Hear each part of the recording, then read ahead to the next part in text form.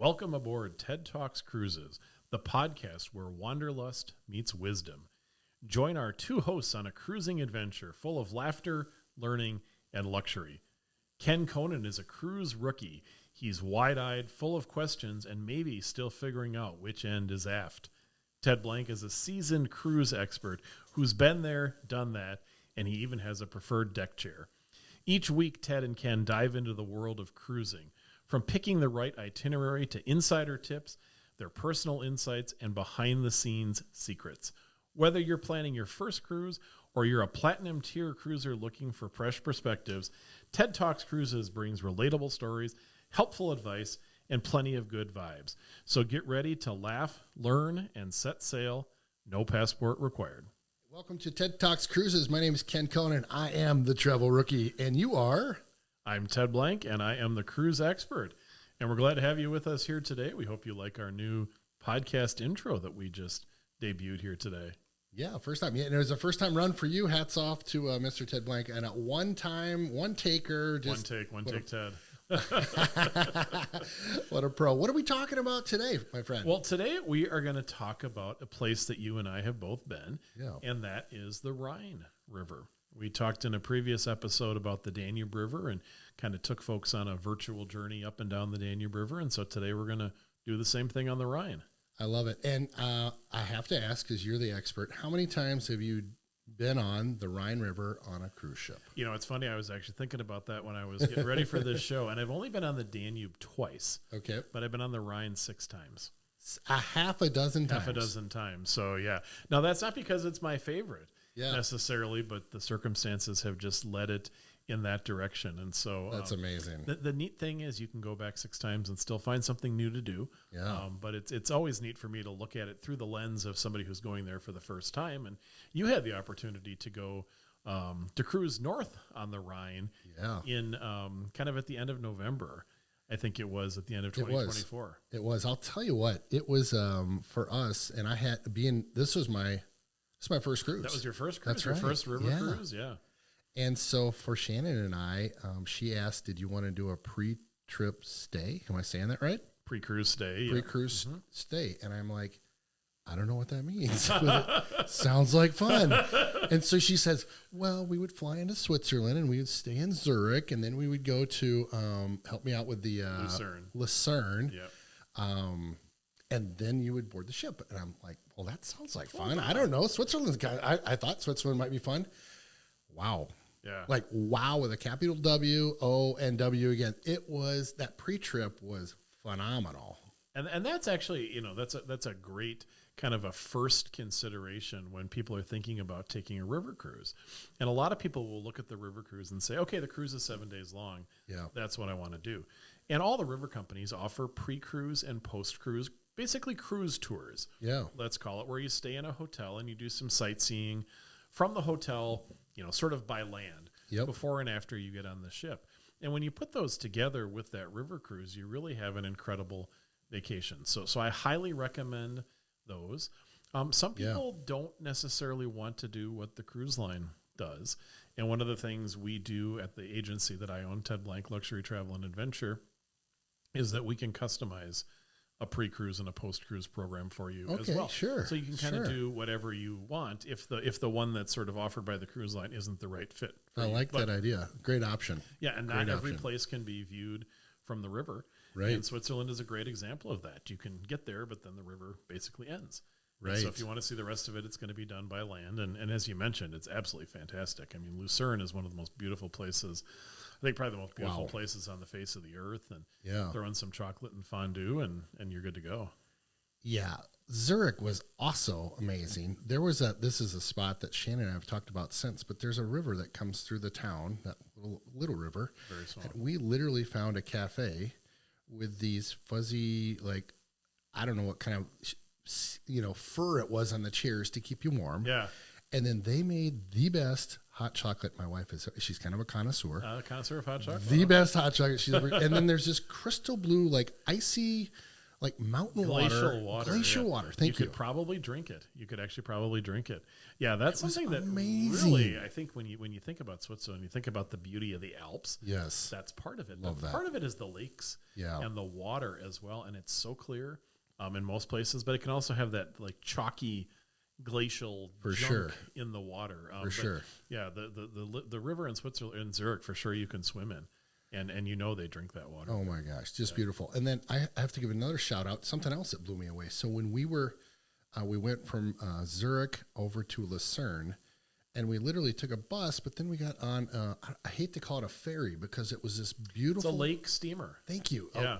This beautiful ship that had the big flag in back, and then we are going across like one of the most beautiful lakes like I've ever been. Like I've been on some lakes, Ted, and this is like small mountains off to the left, this beautiful off to the right, and you pull into Lucerne, right? Am I remembering this right? You drop dock right in the center of the city. Yeah. So the lake you went on is called the Lake of the Four Cantons. Okay. And it's actually where William Tell shot the arrow off of his son's head. No way. I didn't know So that's a that. real historic event, and the little meadow where that happened is on the Lake of the Four Cantons. Oh my gosh. But yeah, you sail on a historic paddle steamer, and just the scenery.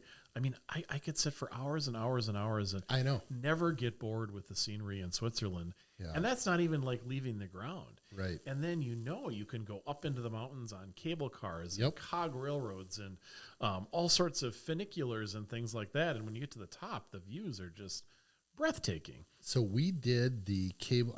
I think it's a cable car. It's basically a large gondola. Yep. And Mount Pilatus. Mount Pilatus. Pilatus. Thank you.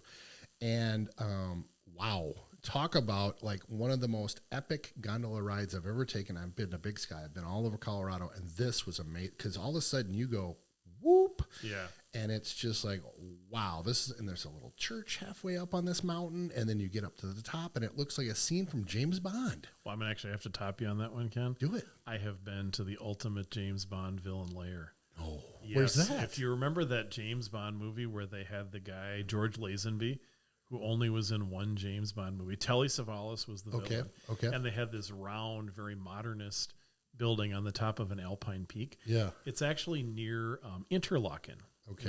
In the center of Switzerland, and you can take the cable car up there. Gosh. So you ascend to the world of the James Bond Love it. villain, and I think they call it the peak of glory, Piz Gloria in Italian. So it is, Switzerland just knocks your socks off, and it's such a nice way to start that river cruise, such a nice way to end a river cruise if you're going in the opposite direction. Right. Because you'll end up in the city of Basel. And a lot of folks don't realize that Basel is one of the biggest ports in Europe. It's kind of the end of the navigable part of the Rhine River. Yep. And so there's a lot of cargo shipping that goes into Basel. And so the river basically ends there. It actually goes a little further into Switzerland, and you can see some waterfalls where the Rhine really starts. Okay. Not too far from Zurich. But that's where your river cruise starts. And a lot of the cruise lines will have 3 or 4 night pre-cruise packages in Switzerland that give you a chance to see that country. Because once you go on the river, goodbye Switzerland, 5 minutes, you've crossed the border and you're into Germany and France as you head your way north. That's right. Yeah, it was interesting how it was just like you said, just boom, you're out of Switzerland. Here we go. Yep. Now, usually we kind of do this at the end of the podcast, but I think in Switzerland it's worth pausing beforehand. Yeah. Tell me about the food, Ken, in Switzerland. Did you find anything that was to your liking there? Well, I will say that we found the most, and this is crazy to say, but the most amazing Italian restaurant in Lucerne. Mm-hmm. And it was behind, like, where the waterfront is with the old bridge. The old bridge, the 500-year-old wooden bridge. Yes. Yep. So we had fondue there, which was an amazing view. But that evening we came back and we were just kind of poking around the town and we found this Italian restaurant. Well, lo and behold, this is the oldest Italian restaurant like in town. In Switzerland. Wow. Yeah, wow. Maybe in Switzerland. Yeah. It was like they were like, and to say that the food was amazing would be an understatement. It was like, what is happening with this food? Like, what is going on? This is the greatest, like, it was so good. My wife and I shared a couple dishes, and so it was just amazing. And then the other thing that I would say was out of this world was the chocolate. Swiss chocolate is rather well known worldwide, isn't it? It's My gosh. pretty incredible. I had, I'm gonna tell you, I thought chocolate was chocolate until I showed up in Switzerland. I'm like, oh, so this is chocolate. This is chocolate. Hello. Yeah. Well, I'm a little more traditional. Okay. I love a good fondue. Yeah, one of the best fondue restaurants, as you mentioned, is in Lucerne, and it actually has just an incredible view of Mount Pilatus and the lake, where you can sit by the window and have just this incredible view. And the hotels for the river cruise companies are always right downtown, so easy walkable distance. I also like something called raclette. Now what's that? Raclette is a cheese, and they basically put it under a broiler on your table, and they kind of scoop it off. Yes. But they also have a delicacy that I kind of think we should import into the United States. It's basically a giant hash brown, and they call it rosti. Yes. R-O with the little umlaut over it, R-O-S-T-I. Yes. And you basically fill a hash brown with all sorts of goodies, like sausage or bacon and cheese. Of course, cheese and cheese and cheese. There's so good. A theme in Switzerland. I don't think you could do chocolate in there. That probably would be very good. But you make basically a double-sided hash brown, and it's so good. Oh, so my goodness. I'm very much into my authentic Swiss food when I'm there. So I have not been to an Italian restaurant in Switzerland, unfortunately. So total curveball, but I saw people eating both of those dishes that you're describing. I'm like, oh, that looks, and I was already like into something, so I couldn't like. You're knee deep in the fondue. You're knee deep in the fondue. Yeah, totally. Yeah. The neat thing about Switzerland too is there's so many great restaurants, very authentic. Yes. There's some a lot of Swiss beer, Swiss wines. So you can really have a very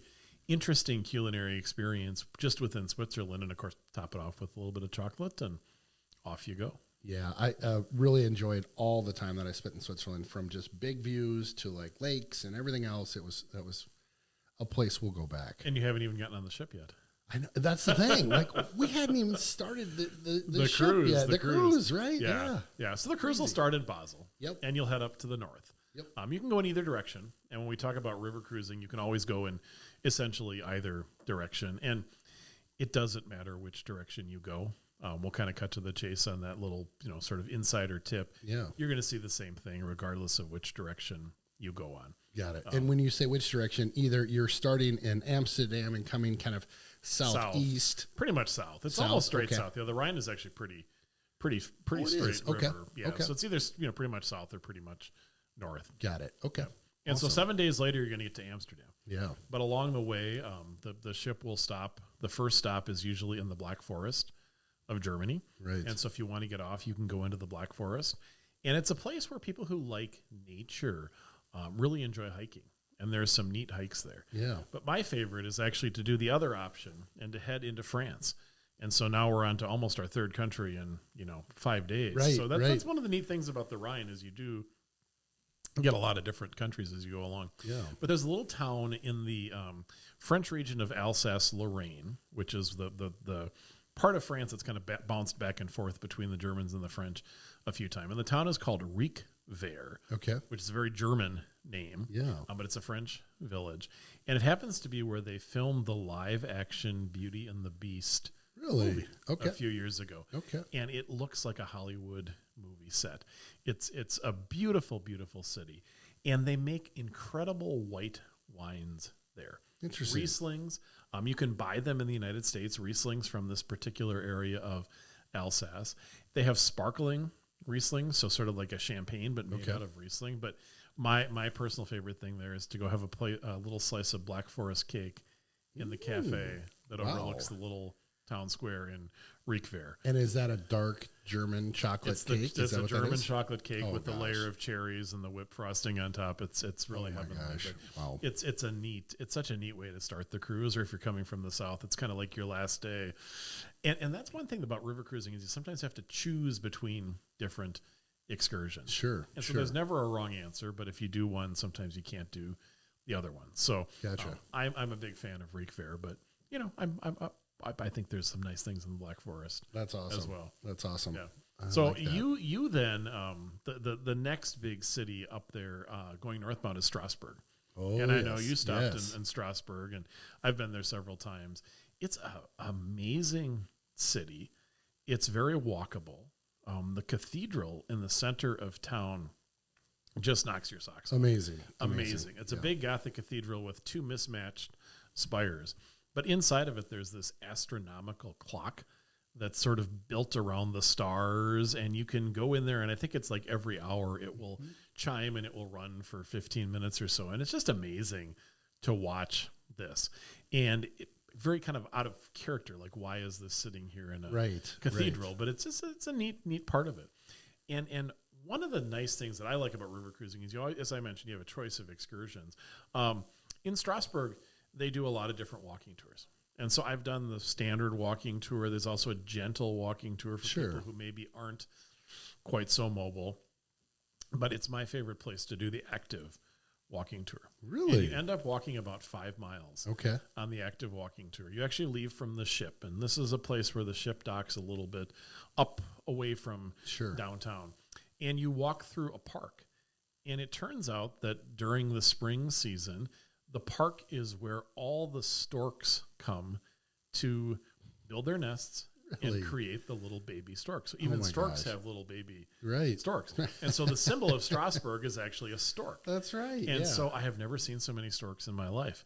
And their nests are gigantic. Okay. They're the size of like a human jacuzzi. I mean, they're huge nests, either on top of trees, or a lot of them are built in like the area between like a chimney and a roof on a house. And so if you're on a motor coach, or if you go up to like the second floor or the third floor in a building, you can actually sometimes even see into these stork nests. So that's a neat part of Strasbourg. And you only see it if you go on this kind of 5 mile walking tour. And then you meander your way through the city. You walk by all the big European parliamentary institutions.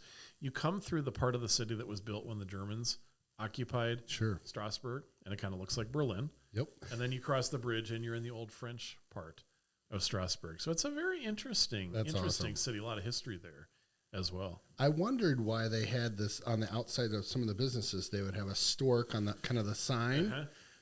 That's it. And I didn't hear that story until just now. And I don't know why the storks like Strasbourg, but they do. The whole area around Strasbourg is stork heaven. So that's great. Yeah. That's great. Yeah. Did you get to try any French food when you were there? I know that we did, but you're pushing my my memory limit here. I'm trying to think what I tried.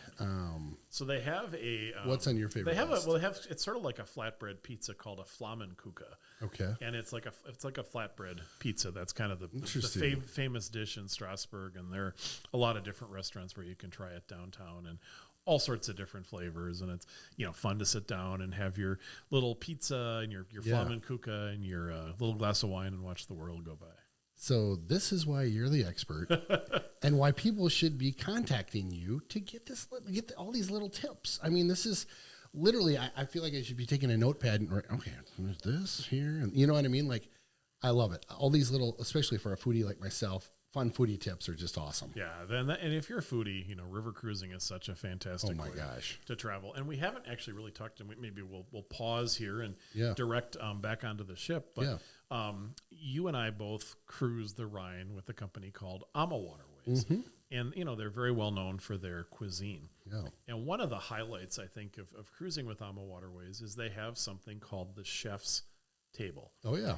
And so the chef's table, how would you describe it? It's kind of a small little restaurant. It holds about 25 people. Yeah. And everybody gets to dine there once during the cruise. There's no charge for it.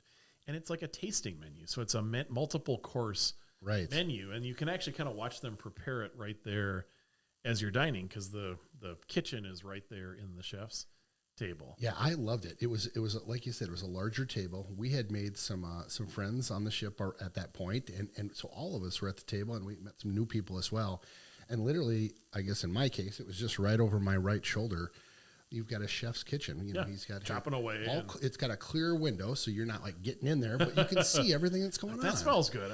I'll take one of those. To a little piece of that steak. Hey, how about that shrimp? Yeah.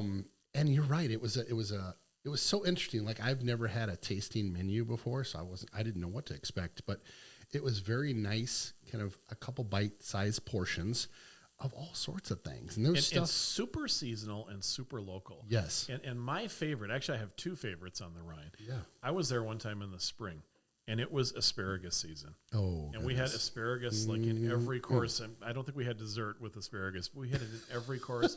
We had white asparagus, we had green asparagus, my gosh, cream of asparagus soup, and oh my God, it was so good. And so, I mean, you could tell it had been picked the day before. I mean, it was just farm to table fresh.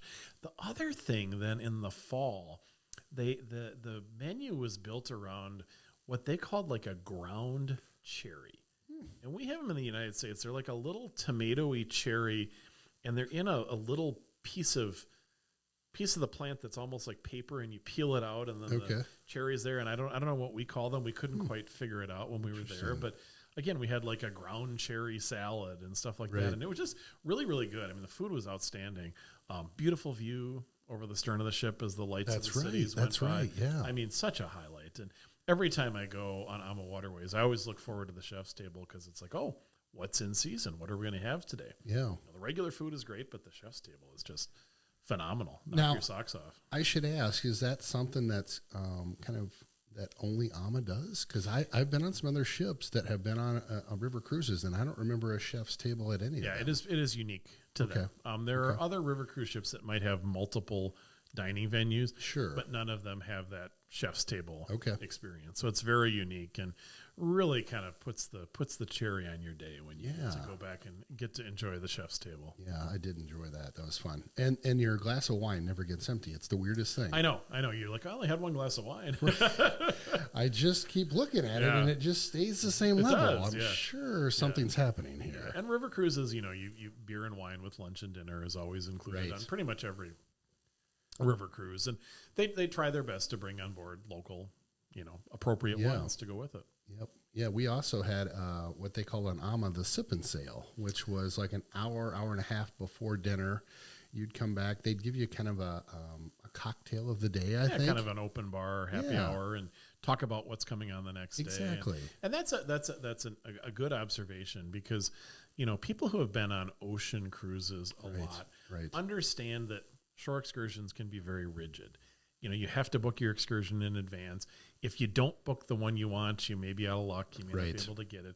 And most river cruises are pretty flexible. Yeah. And so if you have a choice of excursions and you change your mind, generally they can accommodate you on that different tour of your choice. Yep. And so that evening, the sip and sail is when the cruise manager will talk about, hey, what's coming up tomorrow? What time do you need to be here? Right. What are we going to see and do? Looks like it's going to be rainy tomorrow, or it looks like it's going to be really hot and sunny tomorrow, so make sure you pack your sunscreen. Right. And especially, I think, with some of the more active excursions, like I mentioned, that 5-mile walk in Strasbourg. Yeah. And in one of the next ports we're going to talk about, there's a hike through the vineyards. It's like 3 miles straight up. Right. There is no down. It's up. You just keep going up and up and up and up and up, and then you think you're done, and you keep going up and up and up.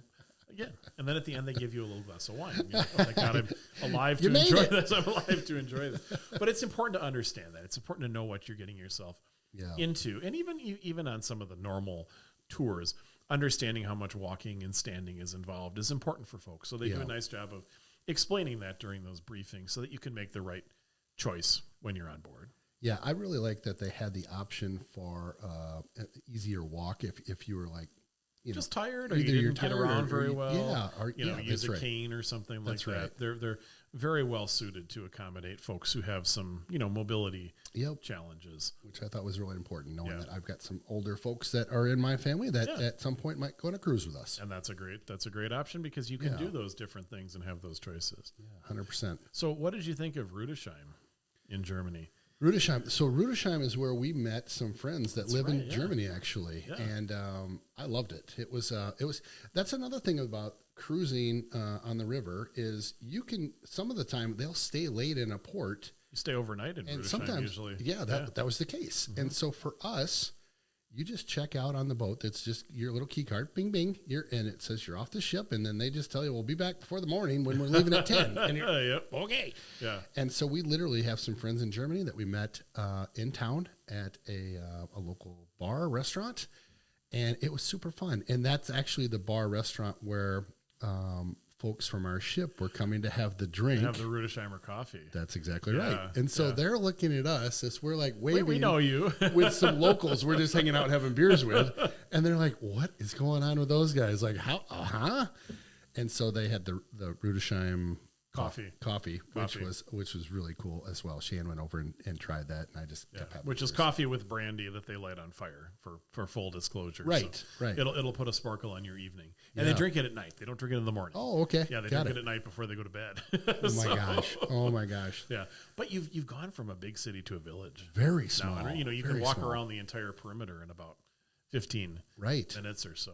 And we were there during, like you said, November, and so the Christmas markets were just starting to get going, and it was super cool. And they have, I forget that you'll remember, I'm sure, but the drink that they have that's warm, that you kind of walk around with. Wine. Yes. I think they call it glue vine. Okay. Yeah, which doesn't sound very attractive. Glue, but it was good. It was just a little cup, and you just walk around, and you enjoy the market, and it was fun. Yeah, and it's amazing how Rüdesheim is one of my favorite places. Yeah, and every time I go, I have like a little different cultural experience when I'm there, and it's so strange because it's this tiny little town. I mean, the population is 2,000 people. Was a very famous mystical saint, Saint Hildegard of Bingen.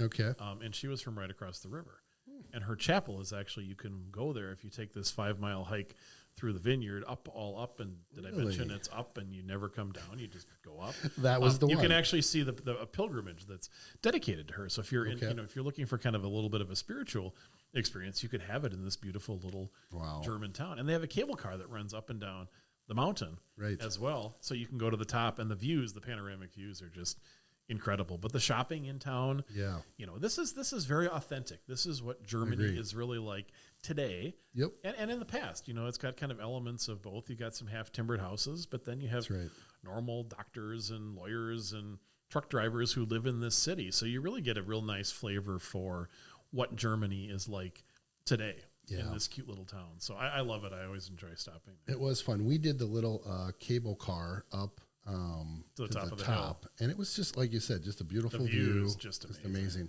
Yeah. And they offered for us, we could walk or run down the hill if we wanted. You must have bribed somebody, because when I was there, it was up. It was up only. I mentioned you keep going up. Yes. And we had some people on our trip that did that, and they were kind of our friends for the week, and they were like, yeah.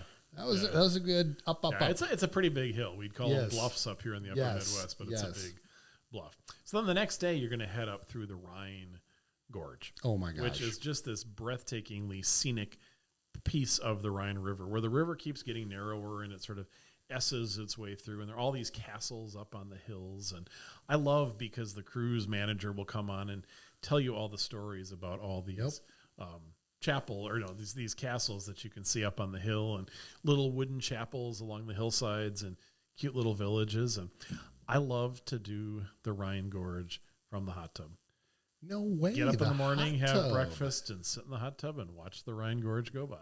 And if it rains a little bit, you're already wet. I love it. So we did hot chocolate up on the top deck, where that you can hear everything. Yeah. I don't think our hot tub was open at the time, but it was amazing. I mean, it was just gorgeous. Yeah. And if you have a nice balcony in your stateroom too, sit outside there, have a nice relaxing breakfast, enjoy your coffee. Yep. This is scenic cruising, just like in Alaska when you cruise through the glaciers or the Norwegian fjords. This is scenic cruising on a river cruise ship, and it's something that, if you're comparing the Danube to the Rhine, little difference between the two is that the Rhine does have this beautiful, beautiful stretch of river called the Rhine Gorge. Yeah. And it was, I don't think we can do it justice just talking about it. It's literally like, take your breath away at some points where you come around a corner and you're like, okay, there's an awesome castle up on this this huge hill.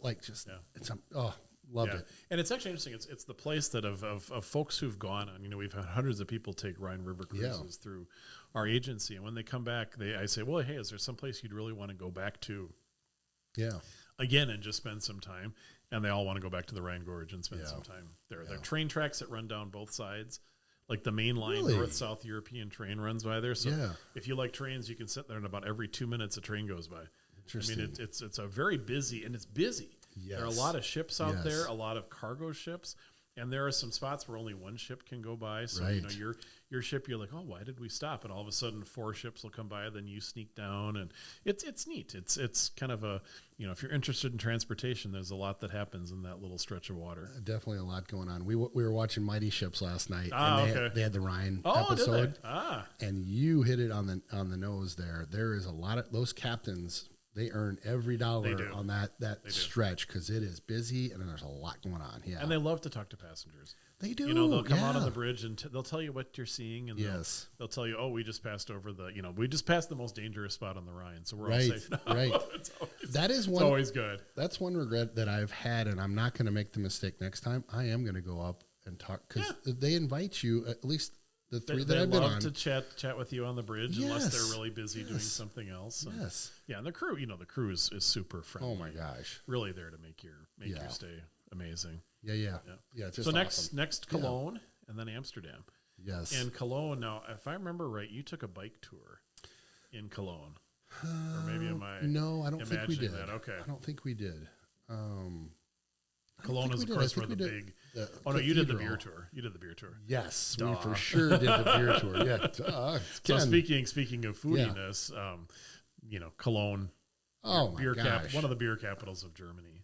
We made our way into it. This was really fun for me. We were near the cathedral, and then there was a pub nearby that they said, you have to go to it. It's one of the oldest and one of the favorites in town. And on the coaster, they just draw a little, they just put a 1 and then another, and it's just, they just keep bringing you beers until you tell them, put the coaster on top of the beer, and then they know, okay, you're done. And they didn't seat us at our own table. They sat us with some people that were already there, and they were locals, and we're like, oh my gosh, this is great. And they were so kind and so friendly to us, and their English was pretty good, but it was just fun talking to them. And they recommended some dish that I got that I don't know. I have no idea what it was, but it was delicious. They have really good pretzels in Cologne. We did have a pretzel as well. Yes. It was you super realize we fun. Just blew by 1,000 years of history in the Cologne Cathedral, but hey, there you go. There's something for everybody. Sometimes you got to talk about a cold beer. Too many churches. And of the churches, that is one you definitely want to not miss. The Cologne Cathedral. Yes, and it does have the relics of the 3 Magi in there as well. But it's an amazing cathedral, and the story of why it took 1,000 years to build is a very entertaining story. So we'll let you learn that next time you go back to Cologne. Yeah, but I can't imagine 1,000 years. This is like they weren't working every day. No, they were. They were lollygagging. Oh my gosh! Yeah. So then Amsterdam in Holland. Yep. Where the cruise ends or the cruise begins. Yep. And one of the very interesting, I would say, not necessarily beautiful. Yeah. On a nice day, it's beautiful, but Amsterdam is not too far from the North Sea, so it can be foggy. Yep. A lot. But very interesting place. And that canal cruise that you take, you get in the little boat with the glass roof, and it's amazing that people live there. I know. Like, what the heck? How did they build these buildings? And they're all kind of leaning over a little bit, and they'll say, well, that one's sinking down in the water. And it's a great start to the river cruise because it's an easy city to explore, to walk around, to see some of the sights, the museums, the Heineken experience. Yes. There's so much to do there, but it's also a nice place to end the cruise because it's just a nice big city that's, nice to get around. I love walking through the flower market. Sure. Where they, if you go there in season, they have tulips. But they have flowers all the time. And, Holland is a country where they're big into flowers. Right. And so they're, window boxes and things like that. And certainly the museums in Amsterdam. One of my favorite museums in the world is the Van Gogh Museum in Amsterdam, which, of course, he was Dutch. And it's a very, very well done museum. And I'm a big fan when I go to art museums of getting a really good guide. Oh, that's a hot tip. Last I like time, that. So I the didn't last know that time was I a went, thing. we hired an art historian to give us a tour of the Van Gogh Museum. Yeah. I learned so much.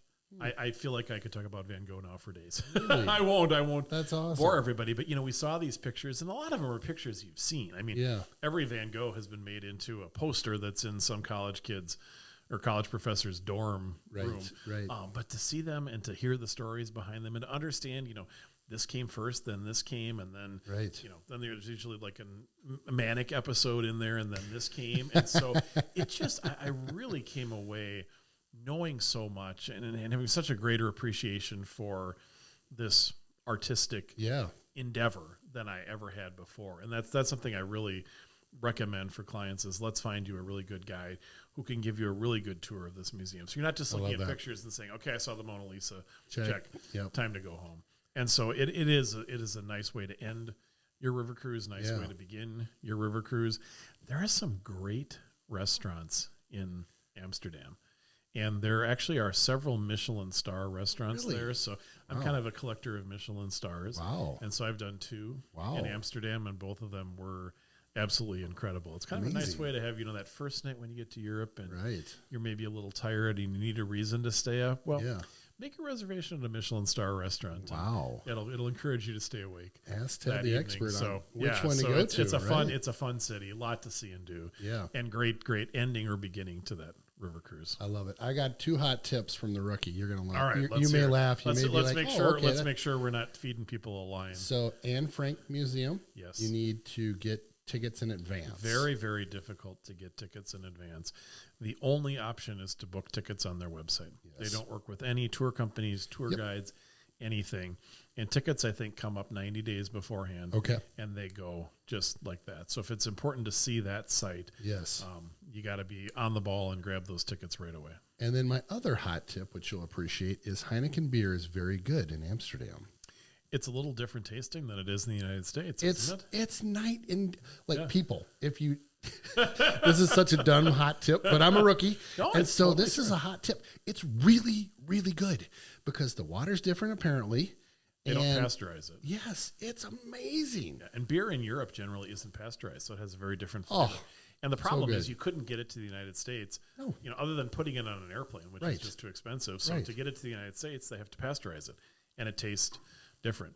Now, I've been told by various what's the word, winos out there in the world that a lot of European wines don't give you a headache either. So now that might be an opportunity if that wine glass never gets emptied. Right, might be a reason for that. So that is. I've heard the same. We kind of always circle back to history and nature and food and food and beverages, and that is such an important part of your trip to Europe, your river cruise. Yeah. And you're going to come back and you're going to become full of stories about all the great food, all the great beer, all the great wine you got to have. And that's part of the experience. That's part of the reason why people go. And whether you go in March or whether you go in December, you're going to have that culinary experience at any time. It just might be the difference between asparagus and ground cherries. I'll have to look up the word for the ground cherry, but that's what they were calling it. So I love it. I love it. Great episode. Yeah. Well, thanks everybody for joining us. Yeah. Again, my name is Ted Blank. I am the cruise expert, and I own Ted Blank Luxury Travel and Adventure. So if we can help you plan your next cruise, give myself or my team a call at area code 651-964-8245, or you can visit our website at tedblanktravel.com. And I'm Ken Conan, the rookie. Thanks for tuning in to TED Talks Cruises.